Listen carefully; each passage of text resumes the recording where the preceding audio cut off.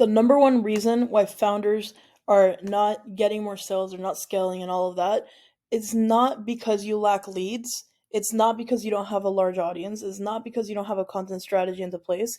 The number one reason usually why founders don't even grow in the first place honestly boils down to this one simple fact. The founder is usually getting in their own way.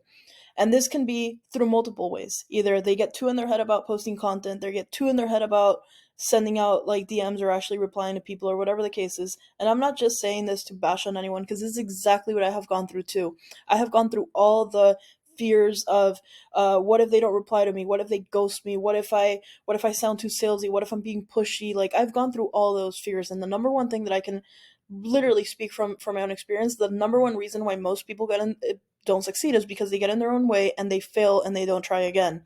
The number two reason why they don't grow is because they don't try. Like I have seen multiple times over and over and over again where a lot of people, they think they want to become entrepreneurs and they say they want to be entrepreneurs and they go and do the action one time out of the whole year, and when that one time didn't lead to an immediate result, they quit and they throw in the towel. But if that is your mentality, like entrepreneurship or solopreneurship or being your own boss is not really going to be helpful or effective for anybody, because you have to understand that you have to try and try and try and try and try and try and try, and you will fail and fail and fail and fail. But it's going to get to a point where eventually one day you will win and you will learn so much from that win, and then you're going to win again, and every time you're going to start winning faster and faster and faster. So in the beginning it might seem like work work work work work, then it might seem like work, work, work, work, work, win.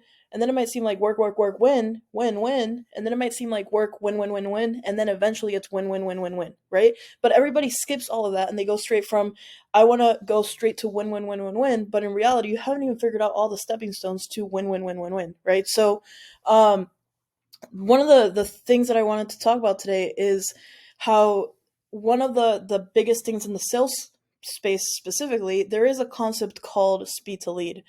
And yesterday, funny enough, yesterday I got an email from someone saying I had a boot camp this week and I introduced the concept of speed to lead yesterday.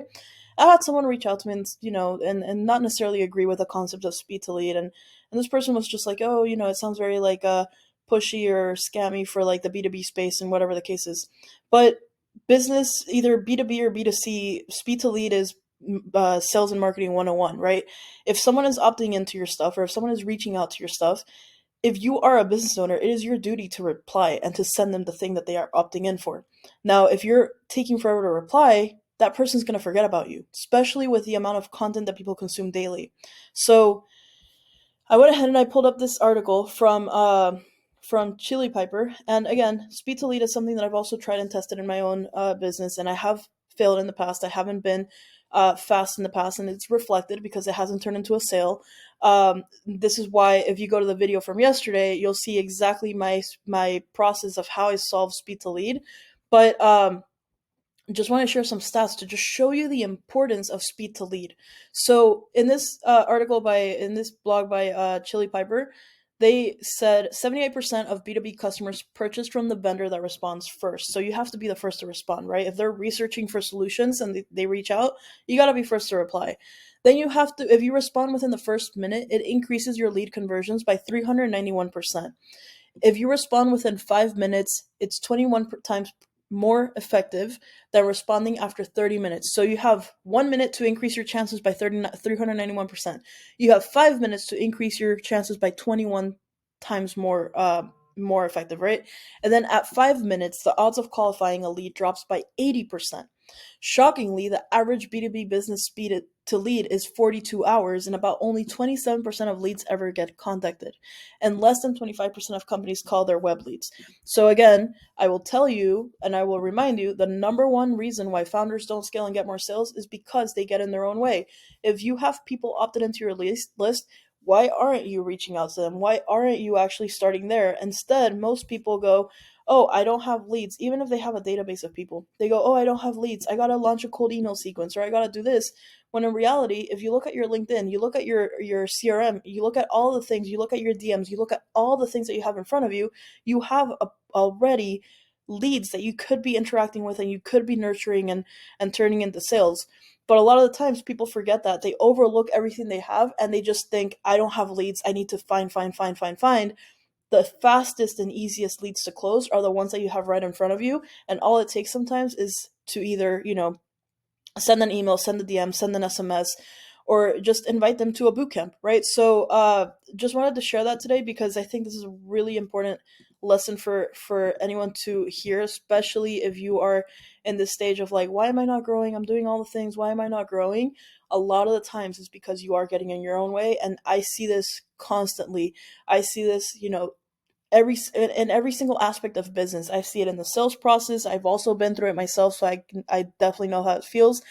I see it in the marketing aspect of things where people are just too in their head about posting. I see it in the offer fulfillment side of things where people are just, they get in their heads about how to create an offer, how to deliver the offer, how to deliver the service. So there is really no matter like what stage of the business you look at it, there is a lot of the times the founders themselves, the creators of it, they are the ones that are too in their head, and the best way to overcome that is to just take messy action and think about what is the worst thing that could actually happen, right? Let's say that you do reach out to that person that you're afraid to reach out. Let's say that they don't reply back.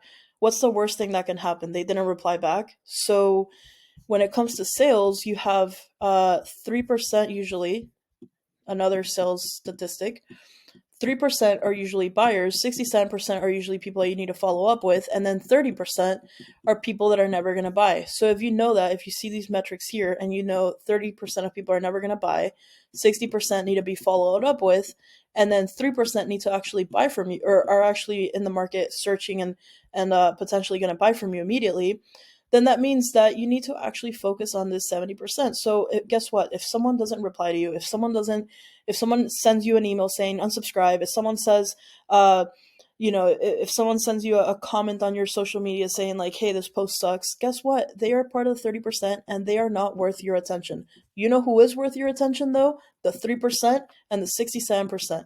And guess what? The 67% that are worth your attention, most people don't even talk to. And as you see here, 25% of companies are actually calling their leads. So, if you know me, if you follow me, I am not a huge fan of like getting on a bunch of sales calls, but I understand this process is important. This is why I use technology. And this is why I use something like AI agents, for example, to help with the sales process, to help with the calls, to help with doing all of that. Now, from this scenario, you need 67% of the people need to be followed up with. That's why a lot of the times in sales, people will say the fortune is in the follow up. And again, if you don't have a follow up system in place, it's a lot of revenue you're leaving on the table. Specifically speaking, 67% of your potential revenue being left on the table. So, just wanted to leave this thought with you guys today. Again, sometimes the reason why you're not getting as much success as you want to, majority of the times, is just because you're getting on your own way, and you have to be comfortable with two very important concepts. I'll drop them here. Uh, I'll just drop these really quick. So, two very important things that I want to share before I end this video. Number one thing is the quote by Thomas Edison: I have not failed 700 times. I have not failed once. I have succeeded in proving that those 700 ways will not work. When I have eliminated the ways that will not work, I will find the way that will work.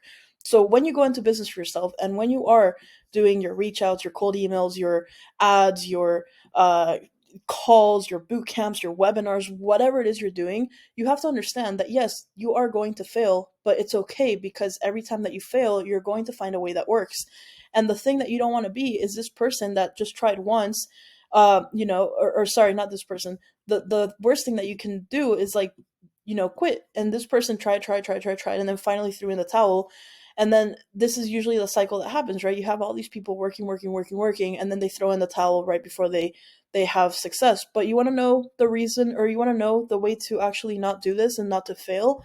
The only way, this is the secret, the only way to fail is if you do not quit.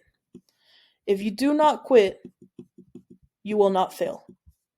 If you do not quit, you will not fail. You only fail when you quit. In the meantime, be like Thomas Edison and try until something works. Again, this is something that I have experienced myself as well. I didn't start off being successful, and it was just a process, right? It was a journey that I had to go through. But again, it's because I understand also a lot of the times if I know that I'm getting in my own way, that's why I hire out some things, or that's why I hire consultants to help me with that, or that's also why I work a lot on personal development and mindset and all of that, right? So ultimately, just be aware that a lot of times the reason why you're not succeeding is because you're actually getting in your own way and you might not even be aware about it. So I hope this video brings you clarity. Again, not to this is not to like, attack anyone or anything. It's just a concept that I wanted to share with you to demonstrate the importance of speed to lead and all of this. Now, if you want to see exactly how we solve speed to lead with AI and automation, go to my video from yesterday where I literally break it all out. I break it all down, specifically strategy from end to end. This is the exact strategy that businesses are using right now to go from 6, 7, even up to 8 figures. That is like the framework that works. So again, it's not just something that I created just by sitting around or whatever. It's actually like this is, if you go to the video from yesterday, this is actually how companies that are scaling are performing right now. So if you have any questions, let me know. Otherwise, I will see you tomorrow in the next video.